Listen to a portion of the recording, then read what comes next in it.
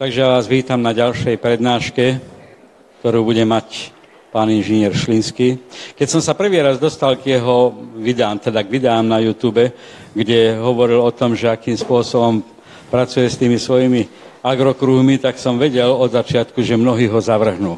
Si predstavte, on hovoril, že pokiaľ chcete zničiť, povedzme, zlatobyľ, tú prevýšenú alebo kanadsku, tak to musíte robiť mechanicky a musíte ju vytrhať všade mechanicky rukami, lebo to inak nejde. Ležať na tom jeho agrokruhu a vytrhávať tie byle, zlatobyle. No, tak hovorím, tu už mnohí ľudia odmietnú s týmto agrokruhom pracovať. Ale potom, keď som videl, aké sú dôsledky toho, aj ekonomické, ale aj výsledky samotnej tej aktivity toho agrokruhu, tak hovorím, možno, že ich to priláka naspäť. Takže pevne verím, že aj vy, ktorí máte vzťah ku ekologickému poľnohospodárstvu, že príjmete ten jeho objav, ten jeho vynález, tú jeho múdrosť, ktorú, viete, kde som sa stretol prvý raz s agrokruhmi?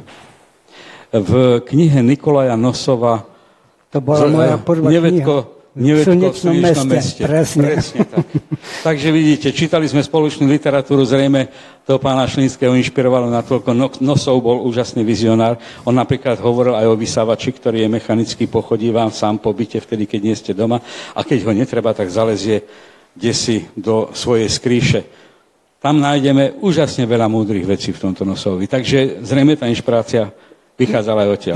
Idea je vždycky jednotiaca, len potom to jednotlivé realizácie už záleží od osoby, ktorá to realizuje. Idea je vždycky spojená. Takže, pán Šlínsky. Príjemný sobotný deň vám prajem. Chvala Bohu, v piatok nám pekne u nás popršalo, tak mohol som s kľudným svedomím sadnúť do auta a zo svojej farmy v Hrubom Šúri pri Senci prísť znova do svojho rodného kraja a trošku ozrejmiť okolnosti, ktoré súvisia s mojím vnímaním ekologického pestovania zeleniny. Na túto prednášku sme boli dohodnutí s pánom Totom pred 2 rokmi. No, bohužiaľ, okolnosti za tie 2 roky sa vyvíjali tak, že spoločenské podujatia sa nedali organizovať a vtedy bol názov mojej prednášky Agrokruh, pestovanie zeleniny bez chemie a bez driny. Za tie 2 roky som ja tak surovo uvedomil, že všeobecne a tak neurčito, ale marketingovo ľubozvučné nazvanie prednášky má svoju určitú hodnotu, ale pokiaľ to chceme zrealizovať úprimne a natvrdo, musíme to pomenovať trošku viacej presne. To tak názov dnešný mojej prednášky, keď obsah ostáva rovnaký, je Agrokruh, zelenina z prvej ruky a viac než len bio. Bio je dneska upravený legislatívnou formou, kde zákonnou formou je stanovené, čo všetko nemôžete urobiť a ako to máte urobiť, na to musíte prísť vy sami. A ja s tou svojou natúrou praktického rolníka, východňara cholerického, som z praktickej svojej činnosti pochopil, že už bohužiaľ existujú 2 biokvality. Bio v tzv. Byrokvalite, kde byrokrat pečiatkou deklaruje, že to je biologicky hodnotná potravina a potom bio v biokvalite, kde pestovateľ, ktorý to vypestoval, svojemu spotrebiteľovi, ktorému pozerá do očí a ktorý stojí na jeho pôde, garantuje, že je to zelenina v biokvalite de jure aj de facto. Z praktického hľadiska to má ale jeden problém. Úplne čisto biologicky vypestovať znamená prijať zhruba 70% mieru rizika za súčasných pomerov a fyzická námaha s tým spojená prevyšuje, no bratru, hrubý odhad 400 až 600% porovnaní, keď používate agrochemikálie. A ja ako profesionálny zeleninár som s tým svojím vnútorným presvedčením, že produkovať zeleninu v biokvalite ako základnú zložku zdravej výživy používam používaním rozriedených bojových chemických otravných látok, to mi nevyhovovalo, ale svojim vzdelaním som vedel, že len z mrkvy odstrániť buriny znamená, že motika mi prirastie ku ruke, takže ma z ňou aj pochovajú, aj tak si nezarobím ani na povinné odvody. No a z toho dôvodu potom som nastúpil ja do toho uvažovania, akým spôsobom ideál biopestovania zeleniny reálne zabezpečiť a pritom nezodrieť seba a revitalizovať pôdu a vstúpiť do priateľného obchodného vzťahu so svojimi odberateľmi, čo v praktickom význame slova znamená, že biokvalita, za ktorú ja ručím svojou osobou, vám ako spotrebiteľovi, ktorý nevie, nechce alebo nemôže si to vypestovať sám, ponúknem za cenu konvenčnej. A tie všetky zložitosti s tým spojené som po mechanickej stránke, a o tom by som vás chcel poinformovať v prvej časti, po mechanickej stránke zjednotil do takého systému, ktorý som nazval agrokruh. Jedná sa o pestovanie zeleniny s využitím tzv. Mostových nosičov naradia. A pôjdeme, jak sa hovorí, rýchlejšie, aby som nechal väčší čas na vaše otázky. Ja potrebujem čo najviacej kontaktu od ľudí, ktorí nie sú týmto zaťažení ako autori a nadšenci, aby som vedel, čo všetko ešte treba skorigovať, aby sa v priateľnej miere a v priateľnom čase to rozšírilo podľa možností medzi najviacej záujemcov. Takže agrokruh som nazval, že to je systém pestovania a odbytu zeleniny razom na princípy dlhodobo udržateľného rozvoja. Nazval som to skratkou DUR, i keď vo všeobecnosti sa dneska v odbornej literatúre hovorí o tzv.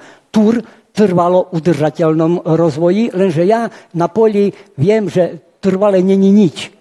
Takže z takého praktického hľadiska mi väčší význam dáva, aby sme si nemýlili pojmy s dojmami, radšej hovoriť o dlhodobo udržateľnom rozvoji. A ten dlhodobo udržateľný rozvoj v matematickom vyjadrení, v mojom ponímaní, znamená tak, jak hovoril načelník Indiánov, že každé jedno naše rozhodnutie, keď nevyhodnotíte s dopadom na 7 generácií, nemá cenu rozoberať. Takže to dlhodobé v čistom vyjadrení slova znamená, že aspoň 7 generácií to budú vedieť udržať. No a ja tých 7 generácií neviem, čo všetko im bude chýbať, ale viem, že oficiálne inštitúcie, ktoré sa touto problematikou na vedeckej úrovni zaoberajú, definovali trvalo udržateľný poľnohospodársky systém, že to je systém, ktorý musí spĺňať 4 podmienky. Musí byť ekologicky a biologicky vyvážený, technicky realizovateľný, ekonomicky sebestačný a sociálne akceptovateľný. Znie je to tak vedecky a u nás na slovenské pomery som si to zjednodušil tak, že každý, kto sa rozhodne pomôcť sebe tým, že bude revitalizovať kúsok svojej pôdy a spájať sa v dobrej idei s ostatnými ľuďmi, aby ten život mal určitý šmrnc, musí mať 5P pokope. A v našom ponímaní znamená, že presvedčenie, poznanie, pôda, práca, peniaze. V skratke, prečo, ako, kde, kto, za čo. Presvedčenie. V tejto miestnosti si dovolím tvrdiť, že 100% ľudia sú presvedčení, že všetko, čo sa tu prezentuje, má svoj význam. Lenže v poľnohospodárskej činnosti som sa stretol s praktickým poznaním, že pri ekologickom poľnohospodárstve je budem optimista, 80-20, je oveľa viacej presviečajúcich, než presvedčených. A prakticky to zistujem v okamihu, kedy som začal vytvárať prvú svoju komunitu, kde som ľuďom hovoril, že musíte mi povedať, akú zeleninu, kedy a koľko chcete a dohodneme sa na vzájomne výhodných podmienkach, aby ja som to prežil, keď to pre vás vypestujem a vy prežijete, keď to zjete. A ukázalo sa z matematického vyjadrenia, že pri prezentácii tejto myšlienky 633 ľudí boli ochotní ísť do toho. V okamihu, keď som dal tú požiadavku a na konci ten kalendár ukážem, že ale musíte mi deklarovať, akú, kedy, koľko, lebo ja mám 70% mieru rizika, či mi to vôbec vyrastie prvých 8 až 12 rokov toho revitalizačného procesu, aby som aspoň mal istotu, že toto, čo pestujem, ľudia chcú a to aj predám, aby sme prežili. Zo 633 ľudí boli ochotní do toho vstúpiť vyplnením kalendára a vložením kapitálu 8. Udiala sa okolnosť, pán Baňaš tu za chvíľu bude takisto prednášať, že boli u mňa na farme a nakontaktovali ma na Adelu, ktorá má takú reláciu, že trochu inak. A tam som o tom prednášal a znova nastal to ten boom. Ľudia boli nadšení, telefonáty, ideme do toho. No a ja som už po tej praktickej skúsenosti už kategoricky hovoril, vyplňte kalendár, akú zeleninu, kedy, koľko chcete. A po vyplnení kalendára spracujem osevný postup. Na základe osevného postupu vypočítam investičnú potrebu, aby sme tú technológiu vedeli vykryť zo svojich prostredkov a boli čo najmenej závislí od byrokratickej mašinérie štátu a pôjdeme do toho. A svojim predchádzajúcim som oznámil, že mám ďalších záujemcov, takže pokiaľ skutočne nechcete, tak tých 8 beriem a berem nových. A potom aj z tých starých sa pridalo 22, nakoniec sa nám podarilo vytvoriť 58 členú skupinu. To som tak len odbočil na potvrdenie svojej skúsenosti, že je oveľa viacej presviečajúcich, že bolo by dobre, keby to takto robil, ale presvedčených, ktorí to budú robiť, je už menej. Poznanie. Poznanie takisto. Musím mať praktické a v praxi overené funkčné metódy, akými ten svoj ideál zo svojho presvedčenia v reálnej praxi dokážem zrealizovať tak, že vydržím a bude to viesť k dobrým cieľom. Pôda v mojom ponímaní znamená, že musí ju mať vo vlastníctve alebo v dlhodobom prenajme minimálne na 25 rokov.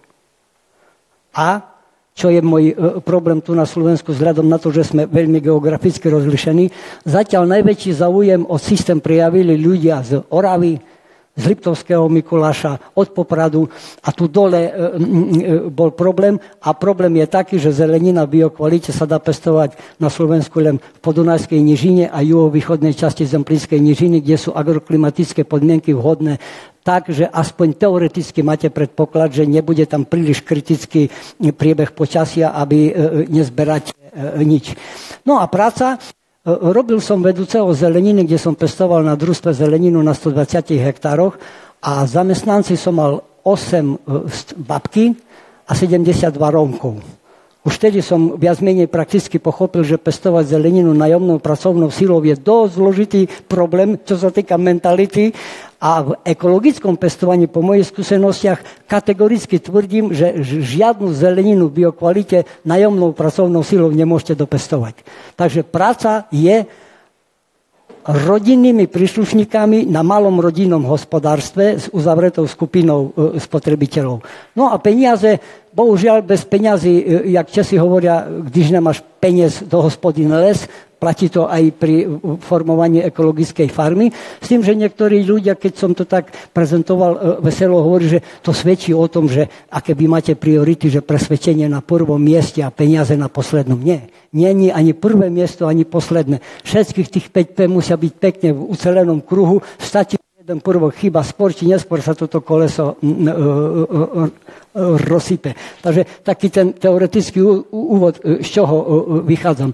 Agrokruh má dva podstatné aspekty. Má aspekt technologický, čo sa týka pestovania, a má aspekt odbytový, čo sa týka realizácie odbytu. Obidva sú netypické a spôsobujú veľa nedorozumení pri prezentácii, takže kvôli tomu vždycky využijem príležitosť, že keď cítim, že je skupina ľudí, ktorí by vedeli viac menej objektívne zhodnotiť, aký to má prínos, tak prídem a porozprávam, jak si to predstavujem a budem vďačný vám za vašu. Toto je letecký snímok na ten kúsok pôdy, kde realizujem svoju modelovú farmu.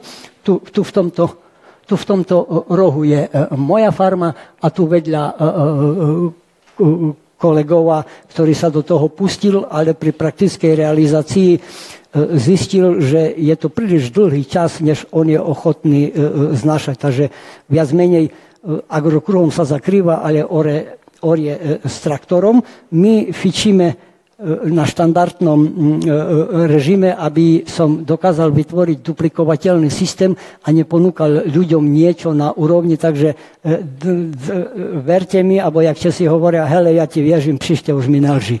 Takže ja nechcem nejak si prezentovať niečo, čo nemám overené, že funguje. No a z toho dôvodu pri tom kategorickom definovaní, v akom segmente tá biozelenina za súčasných ekonomických aj sociálnych podmienok má význam, jednoznačne tvrdím, že malé rodinné hospodárstvo A pestovanie biozeleniny je najideálnejšia forma prechodu z terajšieho spôsobu na ten sociálne a ekologicky najpriateľnejší. Pre potvrdenie tejto myšlienky je jednoznačne, zelenina predstavuje produkt, ktorý je finálny už na poli. Nemusím riešiť žiadne... Trhnem, buchnem do kolena a môžem jesť. Žiadny problém. Takže začať revitalizáciu poľnohospodárstva v tom ekologickom ponímaní významu slova poľnohospodárskej činnosti, nie agropodnikateľskej činnosti, je cez tú zeleninu na malej rodinnej farme a prakticky je aj potvrdené, že o zeleninu v biokvalite je na trhu najväčší záujem zo všetkých produktov prvovýroby poľnohospodárskej. Takže ďalší aspekt. A aj ten finančný v porovnaní so všetkými možnými komoditami poľnohospodárskej činnosti zelenina v biokvalite poskytuje v nominálnej hodnote najvyšší príjem z relatívne malej plochy. Často dostávame také otázky, že koľko hektárov je nutné, aby sa farmár, gazda uživil. No viete, ide o to, kde to pestujete a čo to pestujete, ale jeden taký kategorický poznatok je 100%. Keď to nebudeš robiť poriadne, hektáre nerozhodujú o tom, či to bude mať význam. A keď to budeš robiť poriadne, treba vybrať segment, kde by to išlo a tam zelenina je v biokvalite bez zvyšku najideálnejšia forma začať ten proces. Všetko za má aj svoje proti, bohužiaľ.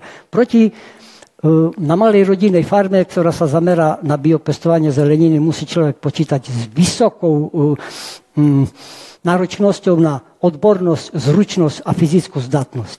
Jak pán Kostelník v úvode predznamenával, to video, kde sme likvidovali ten zlatobil kanadský, to už je staré 12 rokov a fakt to bola skutočná facha, ktorú dneska už po technickej stránke, potom vám ukážem, už máme vyriešené, že už to není taký problém, ale vtedy to bol moment, že keď by sme to nevydržali, tak skončíme a sused, keď hovoril, že tu zdochneš, by mal svoju pravdu. Ale keď si niečo zaumienite a tomu veríte, tak potom vypnete tú fyzickú stránku veci a idete jak buldozer, aby ste svoju pravdu dokázali.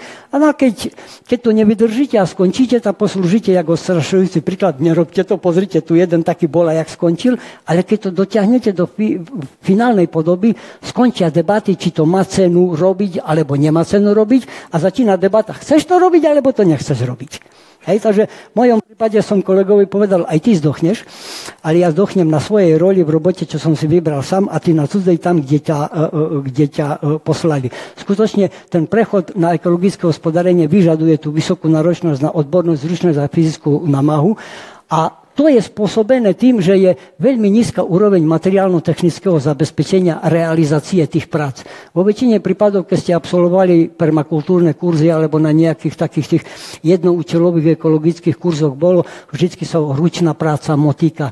Je pravdou. Pre svoju vlastnú potrebu skutočne ručným naradím a určitým takým tým prístupom, že je pre mňa práca v záhrade aj určitý relax, aj určitý oddych, takže neporovnávam svoju mrkvu, čo si kurvopotne vypestujem sám s tým, za koľko mi ju predajú v nejakom supermarkete, ale chápem tie vyššie priority, dáva zmysel. Ale pokiaľ sa tým máte živiť, to znamená odviesť štátu povinné odvody z minimálnej mzdy, a keď sa mi nič neurodilo a zabezpečiť aspoň štandardný sociálny štatus, aby od vás manželka neušla, vtedy už motikou to nezvládnete. Musí sa nájsť nejaký spôsob, ktorým sa to dá zvládnuť. A dneska je k dispozícii len technika a chémia, ktorá s ideou ekologického poľnohospodárstva je v príkrom rozpore, ale jej náhrada bežne na trhu nie je. A s tým som bojoval aj ja a tak som skoncipoval ten systém Agrokruh,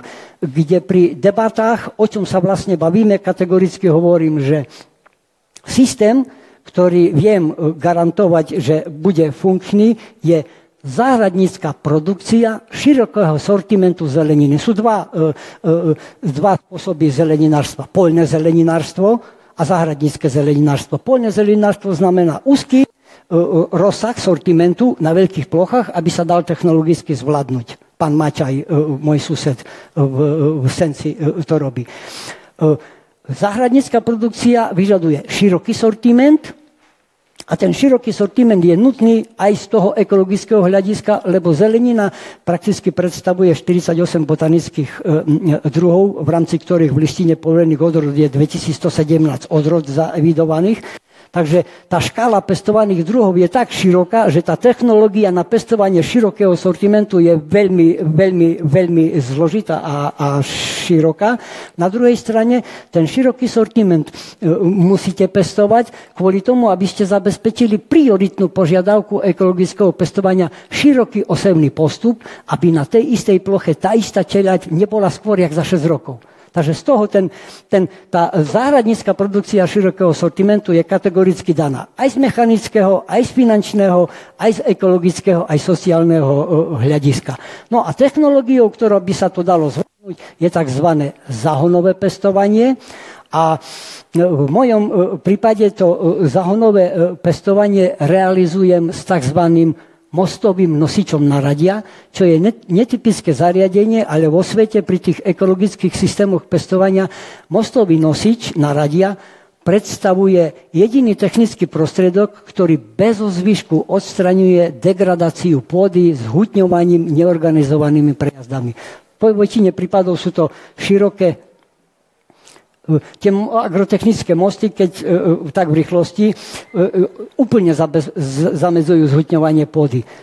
Je zvýšená produktivita práce, znížená spotreba energie, zníženie ručnej námahy pri potrebe vykonávať tie pracovné úkony pestovaním ručnou prácou, možnosť veľmi pohodlne to poháňať elektrickou energiou a takisto aj možnosť plnej automatizácie.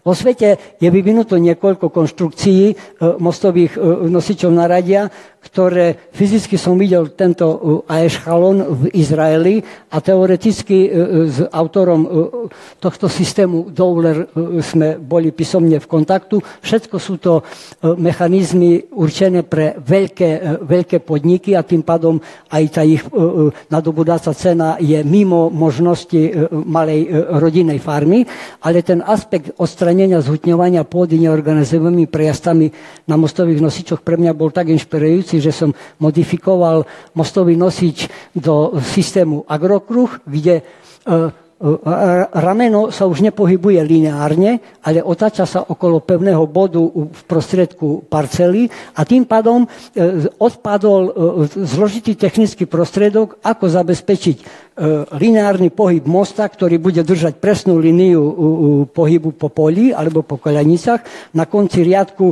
respektíve parcely, ten stroj sa musel zastaviť, otočiť, zmeniť medziriadkovú vzdialenosť. Strašne zložitý stroj a tak, jak som hovoril, Aeschalon stal v 93. roku $400,000 a Dowler 80,000 libier šterlingov. Hej? Ale to odstranenie neorganizovaného pohybu a zložitosť technického zabezpečenia tej navigácie som odstranil tak, že pevný bod v prostriedku parcely, okolo ktorej sa otáča rameno v tvare kruhu a je po starostiach. Jeden problém tam zostal, akým spôsobom organizovať riadky, lebo prvé, čo každého napadlo, no dobre, spracuje ti jeden riadok, ale potom musíš zastaviť, presunúť, spustiť. To sú skoro tak, jak keby som sterov behal a možno ešte aj horšie, bo aj kably do zeme treba zakopať.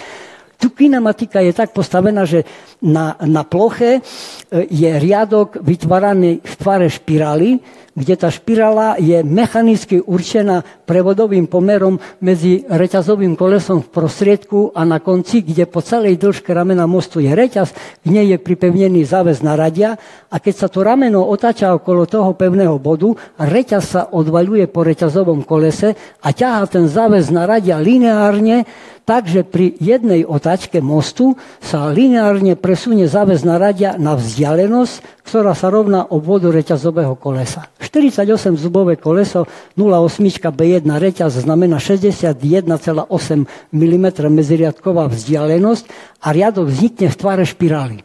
Takže dám do krajnej polohy a jak Rusi hovoria, zapňom i pajdom. Mašina sa roztočí a pomaličky otáčaním sa posúva záväz naradia a vytvára riadok tvare špirály. Takže modul pri pestovaní v tých našich technologických kartách je 60 cm pri jednoriadkovej sejbe a sadení, alebo 30 cm, kde na jeden riadok je sejačka dvojitá a vysieva u mrkvy, petržlenu, cvikly, hrachu dvojriadok. Potom vynechám každý druhý riadok pre uhorky nakladačky a vznikne medziriadková vzdelenú 120 cm, to je dvojriadok. Alebo sadím paradajky, kde riadok paradajky, vynechaný riadok, v ktorom rastie bazálka a zase riadok paradajky, bazálka. Veľmi pekne sa to dá organizovať, veľmi ľahko to kontrolujete a presnosť dodržiavania pohybu na radiál zabezpečuje reťaz na reťazovom kolese. To je ten mechanický princíp tohto stroja, ktorý za tých 15 rokov som vyvíjal a zjednodušoval až do tej poslednej podoby, že dneska viac menej ten stroj už je schopný zabezpečiť zhruba 70% namáhavej práce v automatickom režime, kde sa nemusíme ani dostať. No a tak sa udialo, že keď som bol zhruba na 80% technického riešenia hotový, ozval sa kandidát na post župana v Košiciach, že jak východňar, že chceli by Košický samosprávny kraj podporiť, respektíve využiť systém agrokruh na poľnohospodárskej škole v Pribeníku a zapojiť ho do vyučovacieho procesu, aby študenti si mohli prakticky overiť, či toto je spôsob, ktorému by sa chceli budovať. No, ja jak partizán, ktorý žije na poli, za tie 4 roky tej spolupráce som pochopil, že fakt tá naša byrokracia to je taký tvrdý oriešok, že aj ten najlepší úmysel musíte mať nervy jak z drátu, aby ste toto všetko dokázali zvládať. Takže momentálne je to v procese. Dúfajme, že sa to podarí. Čo tým chcem povedať, aby som nehovoril v inotajoch? Aby vôbec sa tá technológia, ktorú funkčnosť mám overenú a potvrdenú, mohla dostať bežne k ľuďom a čerpať na to prostriedky z verejných zdrojov, musí prejsť komplexným technologickým certifikačným procesom. A to je byrokraticky tak náročný a finančne zložitý proces, že ja za momentálneho stavu pre niektorých, ktorí sú netrpezliví, ponúka možnosť vyrobiť svoj pomocne s tým, že 80% dielov sú tam tak či tak profesionálne nakupované a zbytok si urobiť sám, lebo konkrétne v Pribeníku najväčší problém na začiatku bolo zadefinovať, do jakého šuflíka to vôbec majú dať, keď to môžu akceptovať. Ten projektant behal a nakoniec sa dohodli, že to je hydromelioračné zariadenie, nakoľko už predtým taká kolónka existuje. Takže tým, že je to netypický postup, netypická konštrukcia, je veľmi zložité to, jak si vysvetľovať. Takže na začiatku je to, no bohužiaľ, keď chce na to čerpať z verejných zdrojov, bez toho certifikačného procesu sa človek jak si nezaobíde. To je tá v krátkosti ku tej technickej stránke veci, aby ja vás tým netrápil. Jednoducho povedané, technológia funguje. V poslednej verzii, ktorá ešte pri Pribeníku není, sú mechanicky ošetrené aj problémy so závlahou vodou, aj s automatickou činnosťou, ale druhý najpodstatnejší problém, s ktorým aj ja mám, je riešenie odbytu. A tak, jak na začiatku som predznamenával, že tá biokvalita je aj v kvalite, aj v biokvalite a tú biokvalitu na 100%, keď ju chcete mať, môžete zabezpečiť len tak, že si to budete pestovať sám. Stačí mať dostatok vedomostí, vhodnú lokalitu, nakúpiť na radie, zniesť 100% rizika, fyzickú namahu a nie je problém. Potom druhý, s ktorým ja pracujem, to hovorím, 100% vypestuj si to sám, 80%, že s niekým, komu dôveruješ a preveruješ, sa dohodneš, aby za vzájomne výhodných podmienok to realizoval. To je ten náš systém komunitou podporovaného poľnohospodárstva. Aj v našom systéme agrokruh to využívam, že spotrebiteľ, ktorý nevie, nech sa, bo nemôže si to vypestovať sám, nech mi povie, čo chce a ja garantujem, že mu to dodám tým, že on mi garantuje istotu odbytu a prispieje formou vkladu na štartovací kapitál, aby som sa nemusel napojiť do oficiálnych štruktúr a znášať potom tie záležitosti, ale mohol sa plne venovať tomu, kvôli čomu vy do toho idete. Vypestuj zeleninu v biokvalite za cenu konvenčnej. No a tu sú dva rizika. Ja som to tak, že ten náš odbytový systém, ešte tak chcem preznamenať, kto obchoduje s bioproduktami, nech sa neurazí. Netýka sa to tých, čo neobchodujú s biozeleninou, to ten môj druhý príklad. Prvý príklad je taký, a s tým sa stretávam, že v okamihu, keď sa začne hovoriť o bio, to je za vyššiu cenu, než cena konvenčná, a hneď nám kalkulačka beha po očiach. A v okamihu, kedy začne byť motivom tá kalkulačka, skôr či neskôr buď začne človek čarovať, jak zlatnícky učenia, aj tak mi to nikto nič nedokáže, alebo sa na to vykašle. A druhý spôsob, ktorý ja sa snažím prezentovať, je, že priamo spotrebiteľ, ktorý to je, s pestovateľom, ktorý to pestuje, si dohodnú vzájomné podmienky a nemusíme fungovať spôsobom, že zaplatím v supermarkete dvojnásobne, trojnásobne vyššiu cenu, že je tam značka bio, ale božičko na nebe a ten, čo to pestoval, vie, jaký je stav. Takže ja som svojho času povedal na ministerstve, že ja keby som chcel špekulovať s úradníkmi, tak pôjdem pašovať cigaretle z Užhorodu a nebudem čarovať s biodotáciami na 2 hektároch zeleniny, nakoľko to je tak nízka suma, že nemá cenu pri tom špekulovať, to radšej budem poctivo a potrebujem zistiť, či je to poctivo. No a pre vás, jak pre spotrebiteľov, by prakticky som chcel odovzdať informáciu, o ktorej by ste mohli uvažovať a ešte po prípade aj keď sa dá aj zoponovať, je, že dneska je spoločnosť už internetom pospájaná bez problémov. Takže prvý moment, ktorý potrebujem zistiť, že kto koľko chce, tak sme vytvorili v rámci nášho projektu databázu potenciálnych pestovateľov, to sú tie zelené, pravda, a databázu odberateľov. U odberateľov, ktorí majú záujem a nevedia, nechcú a nemôžu si to vypestovať sami, nepožadujem nič, len mi povedz, akú zeleninu, kedy, koľko chceš. Na to sme vypracovali kalendár a posielajú ich na náš mail a ja ich ukladám do databázy záujemcov, kde je uvedené miesto bydliska. V okamihu, kedy sa nájdú v systéme dva vyplnené kalendáre, ktorých užívateľia od seba nesú ďalej jak 30 kilometrov, skladám tie kalendáre do jedného šanónu a nazývam to, že ZAJO. Základná jednotka odberateľov, to znamená skupina ľudí, ktorí sú na takom teritóriu okolo seba v blízkosti, že je to možné logisticky zvládnuť, lebo v praxi sa mi znova potvrdilo, záujem o biokvalitu, poťažmo o biozeleninu existuje, lenže záujem je neurčitý a záujemci sú rozptýlení. Že komerčne sa to veľmi ťažko dá využiť. Cez tú našu databázu vytvárame ten prvotný predpoklad, aby bolo o čom konkrétne hovoriť. Takže príde ten kalendár, vložíme, vytvorí sa ZAJO a skladáme v tých ZAJoch, kalendáre skladajú sa až dovtedy, dokiaľ tá skupina s tými vyplnenými kalendármi nedosiahne hrubý obrad na úrovni 25 000 eur.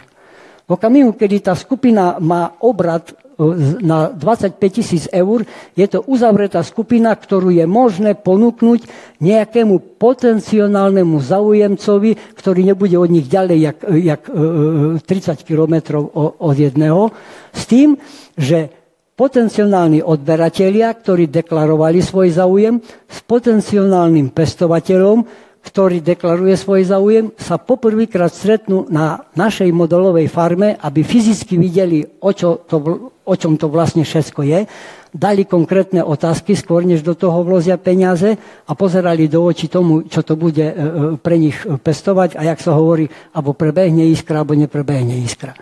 Keď iskra neprebehne, nič sa nedeje, poslali len maila. Keď iskra prebehne, nastúpi ten celý problém, respektíve proces, že sa uzatvorí licenčná zmluva s nami ako s nositeľom systému a uzatvoria sa dohody o pôžičke, kde spotrebiteľom biokvalitu garantujeme my ako nositeľ systému a pestovateľ dostane k dispozícii technológiu, ktorou to vie zvládnuť.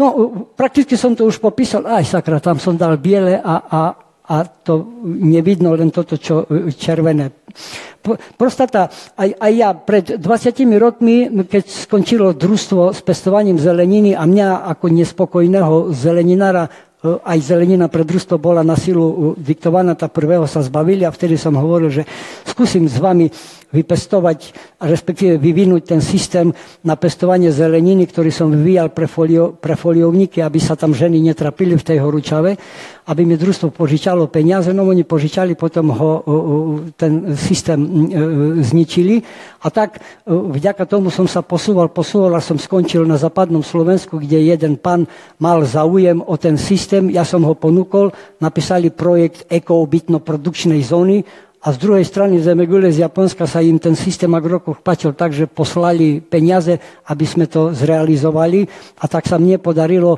poprvýkrát urobiť prvý prototyp stroja z nakupovaných dielov a nie z dielov, čo som pozberal zo šrotoviska a tak vznikla tá modelová farma, kde prvý grant, ktorý dal environmentálny fond z Toyoty, poslúžil na to, že som dokončil technický vývoj a dneska je systém k dispozícii a počítame s takouto cirkulačnou ekonomikou, že ďalšia farma, ktorá by vznikla a spotrebitelia zložia ten štartovací kapitál, aby ten farmár mohol produkovať, poslúži jak motivačný model s tým, že tie peniaze, ktorí spotrebitelia požičiavajú svojemu pestovateľovi, ktorému dôverujú, sú účelovo viazané len na nákup technológie, na nič iné.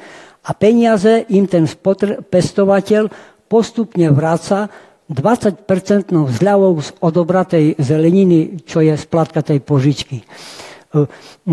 Neviem, či to hovorím tak, že je to jasné, ale ukázalo sa mi v praxi tak, že je to aj dobre. Prvé si to je, že či vôbec vyplní kalendár.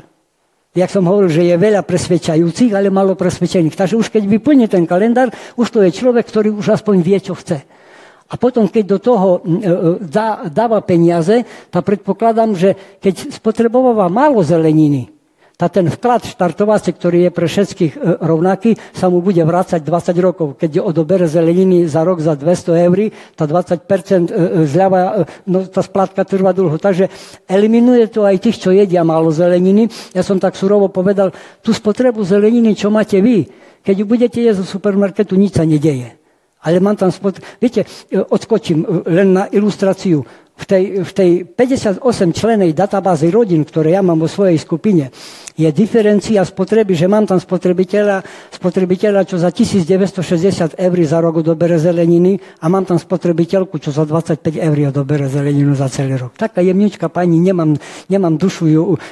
Ale tým chcem povedať, že tá diferencia je tak obrovská, že niečo štandardizovať, bo niektorí mi aj hovoria, to len vy si to komplikujete tým, že dáte si ľuďom možnosť, aby si vyberali. Čo vám vyrastie, toto im nabalte a nech to berú. Každý sme originál. A tak ja by som, mám tú svoju idealistickú predstavu, že každý nech urobí, čo chce. Na silu, keď ja vám poviem, čo máte jesť, už vás nasilňujem. Aj keď je to v dobrom, ale už vás sám sa rozhodní. A keď vyplní ten kalendár, po čase skôr či neskôr zistí, čo mu vyhovuje, alebo čo mu nevyhovuje. Ale tá rotačná ekonomika tou bezúročnou požičkou a povinnosťou vyplniť ten kalendár hneď na začiatku je prvý kameň, od ktorého sa dá začať budovať. A ten kalendár, skončím rýchlo, je v excelovskej tabuľke, kde ja som z literatúry pozberal. Ľudia nevedia povedať, čo chcú. Dámy, nech mi prepáčia, tak sa hovorí, že aj ženy nevedia, čo chcú, ale nedajú vám pokoj, dokiaľ im to nedáte. Ale podstata veci je aj pri tej zelenine, každý povie, však chceli by sme biozeleninu, no leže pre mňa biozelenina je 48 druhov. Takže konkrétne, a to už bol problém. Takže z literatúry som pozberal, koľko odporúčajú experti pre racionálnu výživu, že by dospelý človek za rok jednotlivých druhov zeleniny mal zjesť. Úprimne povedané, ja neviem, jak na tie čísla prišli. Príklad z praxe. Obidvaja sme synovia jednej mamy. Môj najmladší brat by paradajku do huby nedal. Mne je 50 kg na týždeň malo a experti na racionálnu výživu mi odporúčajú 18 kg na rok. Hej, tu len tak na ilustráciu, že to je tak individuálne, že lepšie, keď si to napíšete sami a pokiaľ A ukázalo sa, že ani toto neboli ľudia schopní, tak potom sa to zjednodušil tak, že nevypisovali tabuľku kolónku po kolónke mrkva prvý týždeň v januári, ale stačí do roha napísať počet členov rodiny a tabuľka je vzorcami podľa tých expertov nastavená tak, že keď napíše, že sú štvorčlenná rodina, deti do 15 rokov 0,5, takže bude trojka tam napísaná. Excel tabuľka mu preráta jednotlivé týždne, koľko mu odporúčajú experti, aby zjedol za rok. Máme nejaký počiatočný bod. A on jeden rok, keď podľa odporúčania expertov bude tú zeleninu jesť, ja mám zaistený odbyt, po čase zistí, že toto, čo mi expert odporúča, nech si to žere on, ja to nechcem, a toto, čo mi hovorí, že pol kila, z toho chcem 10 kila. A na druhý rok sme dvaja spokojní. Ja viem, čo mám pestovať a on bude jesť toto, čo mu chutí a experti nech si ďalej berú granty na tie svoje teórie, z ktorých prakticky nemá väčšina ľudí nič. No a z toho dôvodu som ja aj takedy tak kategorický a toto mi trošku robí problém, tak radšej idem medzi obyčajných ľudí, surovo to pomenujem, no a zaujmite stanovisko, ani sa neurazím, ani mi to nebude ľúto, ale aspoň budem vedieť, čo mám lepšie formulovať a čo jemnejšie formulovať, aby viacej ľudí v tom našlo pozitívne a ne negatívne. Asi toľko tak v rýchlosti. Ďakujem za pozornosť a nech sa páči. Otvorene sa ma pýtajte, čo vás zaujíma, alebo sa vám nepozdáva, alebo aký máte na to názor. Ešte raz ďakujem za pozornosť.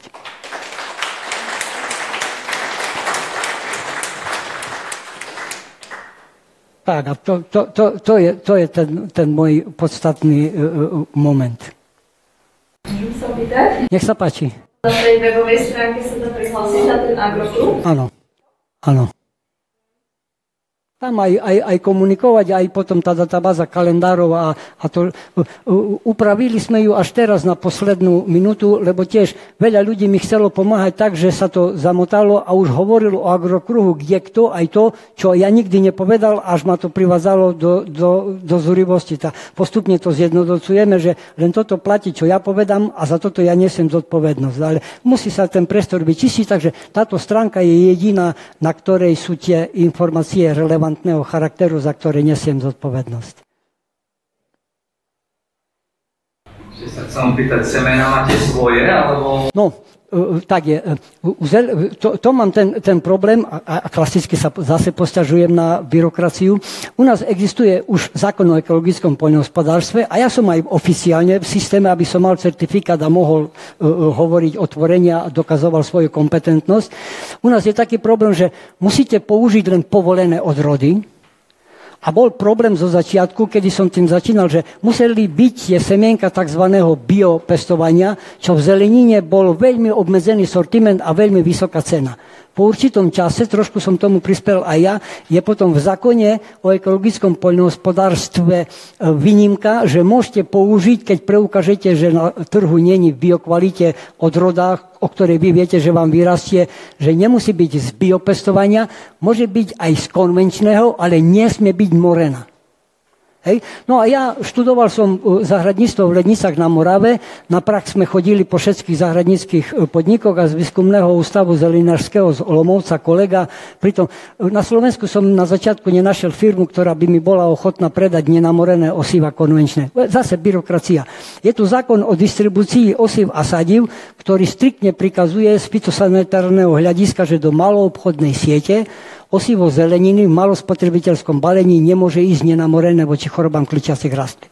A potom je tu zákon o ekologickom poľnohospodárstve, že vy nemôžete použiť morené osiva, ale ja pestujem široký sortiment zeleniny na malej ploche, za tým pádom nakupujem veľa odrod, ale v malých baleniach. Veľkopodnikateľ v malom som. A tým pádom sa z toho nedalo vymotať len tak, že gentleman agreement som dohodol so Semom Smržice, riaditeľom, že dávajú mi odrody z konvenčného množenia nenamorené s podpisom na overovanie vhodnosti odrod pre pestovanie v systéme Agrokruh, aby som sa vedel pri kontrole preukázať, aké mám osivo. A najlepšie na tom je, že napríklad u paradajok sťažujem sa, keď sa človek posťažuje, to sa mu uľaví, prepáčte mi to.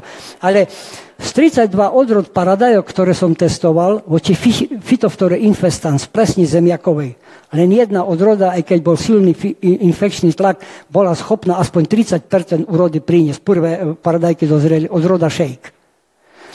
A ja, keď po 3 rokoch skúšania z tých 32 odrod som odrodu shake vyselektoval, že táto bude nosná v systéme. Skúšam aj ďalšie, aby bol sortiment, ale táto je moja poistka. Môžem to použiť, ale musím na UKSUB napísať žiadosť o udelenie výnimky a zaplatiť 17,40 € za to, že oni mi potvrdia toto, na čo som sám prišiel a kontrolujú ma, či to dodržiavam. Ne, takže to len moje vysvetlenie, že prečo som niekedy taký kategorický, no taký je stav. Takže kvôli tomu sa ľudia, spájajme sa medzi sebou navzájom. V zelenine to nie je až taký problém, ale čo je najpodstatnejšie? Na Slovensku úrodných kuskov pôdy nemáme až tak veľa, aby sme na tým mohli mávnuť rukou. Môj taký vnútorný presvedčivý ideál je, že spájajme sa ľudia medzi sebou navzájom, zoberme pod svoju kontrolu najúrodnejšie kúsky pôdy a zveľaďujme to v prospech aj seba, aj našich budúcich generácií a obnovujme vzťah ku svojej rodnej hrude aj medzi sebou navzájom. Takže na juhovýchodnom Slovensku sú vhodné lokality a ľudia tam majú ekonomické problémy. A tak možno som idealista, ale cez rozvoj ľudskej civilizácie začal rozvojom poľnohospodárstva. Tá hovorím aj obnova tej ľudskosti medzi ľuďmi cez to poľnohospodárstvo, nie cez agropodnikanie, cez poľnohospodárstvo možno by nastala. No a kvôli tomu vysvetľujem ľuďom, aby sa nad tým zamysleli prakticky, nielen teoreticky. Bo teoreticky sme všetci dobrí, len ja neviem, skade ščerta toľko zlato na tom svete sa vždycky nájde. U nás je to tak, že je výhodnejšie postaviť priemyselný park na rovnej ploche, na černozemi, ako pestovať.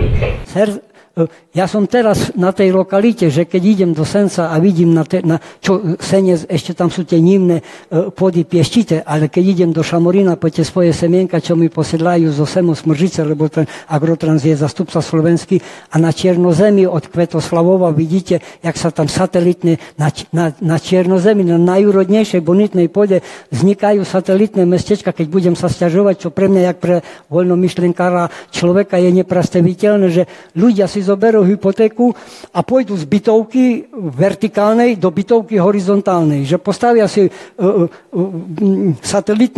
satelitný dom a nad ním 4-metrový betonový plot, aby nikoho nevidela. Hovorím, ešte ostatný drát 2 vlčakov, mám súkromný koncentračný tábor.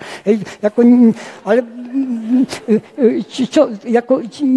nepochopiť, ale nemá cenu to ani vyčítať, ani s tým bojovať. Má cenu ponúknuť alternatívu. Nebude lepšie, keď budeš bývať v bytovke a nejaký sedliak, ktorému dôveruješ a preveruješ a vznikne osobný vzťah, pre teba pestuje zeleninu a zoberieš decka cez sobotu, vybehnú, povozia sa na kolotoči na tých mojich kruhoch, nazberajú sú zeleninku, aby každý, čo býva v bytovke, mal tylové zabezpečenie kde na vidieku v prípade nejakého problému, ktorý keď nenastane, tá je pekne udržiavaná krajina. A keď nastane, mám sa kde stiahnuť, kde aspoň to tie bandúrky mi vyrastú, lebo aj svojim spotrebiteľom som hovoril, revitalizácia pôdy do biologicky aktívnej formy prebieha, záleží od lokality a typu pôdy 8 až 12 rokov.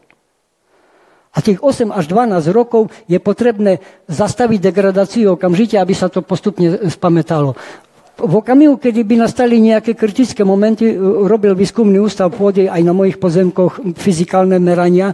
Prakticky dneska tou veľkoplošnou mechanizáciou je pôda obrábaná tak, že v horizonte pod 20 cm je totálne zhutnené podorničná vrstva, ktorá nedovoluje pretekať v vode. A keď by nastal kritický moment motikom a nerilom, to nezvládnete.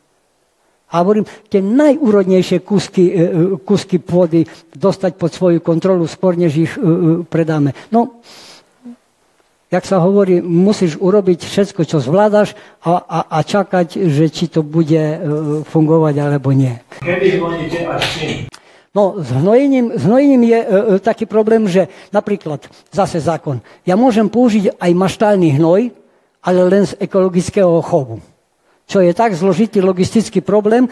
No, riešil som to, a zase politika, riešil som to tak, že používal som vermikompost, ktorý som tam je taký problém, že vermikompost, určite to poznáte, s tými kalifornskými dažďovkami je organický materiál, aj maštálny hnoj zredukovaný, čo sa týka objemu 1:10, že nemusím rozhadzovať tony a stabilizuje obsah živín do takej formy, že plynule to rastlinka je zasobovaná a plus ešte tie vykaly tých dažďoviek obohacujú ten substrát o enzymy, ktoré revitalizujú a čistia pôdu, keď sú tam napríklad ťažké kovy. No ale zase musím mať papier. Mal som dodávateľa toho vermikompostu, ktorý po 3 rokoch neobnovil certifikát, lebo povedal, vy odo mňa zoberiete 2 Tatry a potom to balím do 5-kilových sačkov, o mne je to žiadny kšeft a zase musím tie papiere vybavovať. Hovorím, no pán Haramia, ja musím mať papier.